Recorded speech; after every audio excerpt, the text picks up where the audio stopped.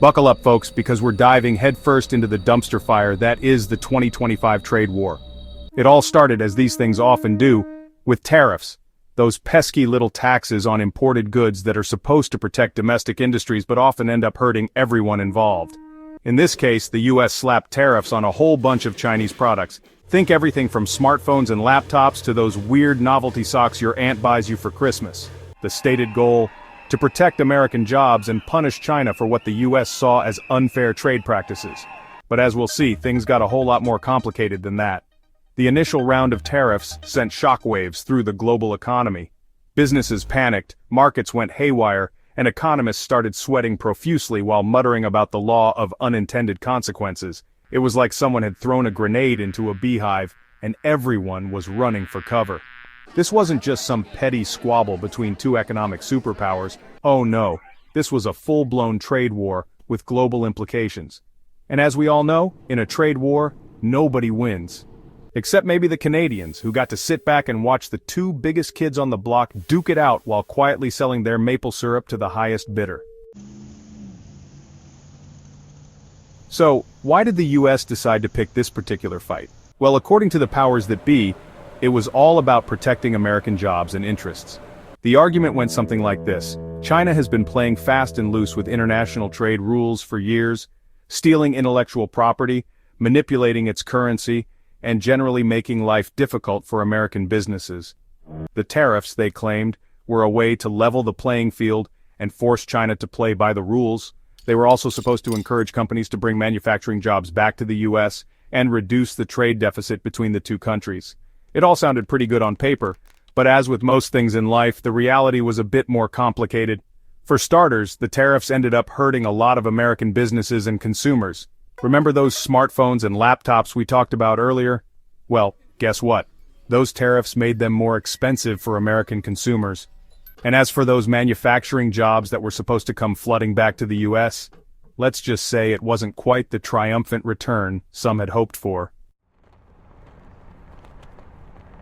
Now, China wasn't about to take this lying down. As soon as the US tariffs hit, China retaliated with tariffs of their own on American goods.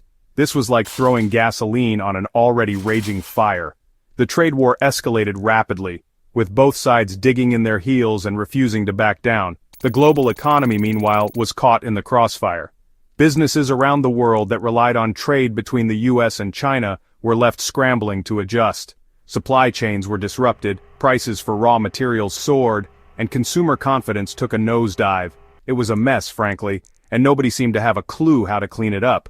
One of the biggest casualties of this trade war was global economic growth. The International Monetary Fund, IMF, downgraded its global growth forecasts multiple times as the trade war dragged on, warning that the tariffs were acting like a drag on the global economy.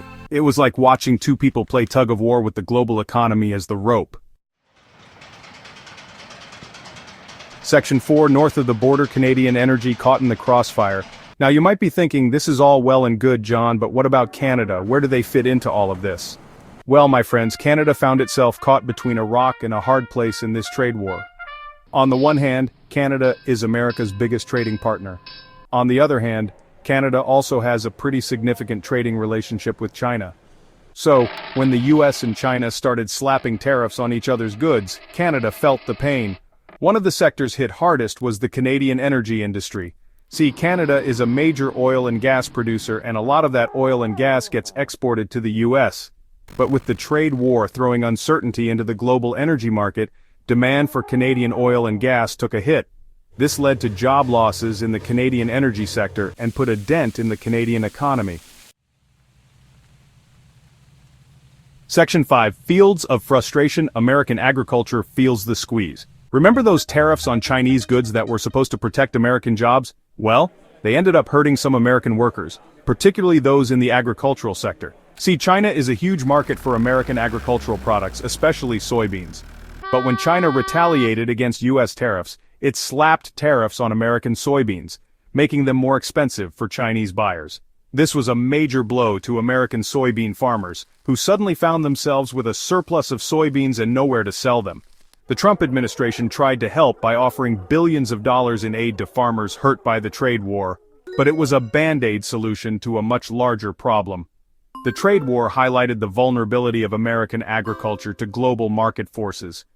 It also showed how interconnected the global economy is, and how actions taken by one country can have ripple effects around the world.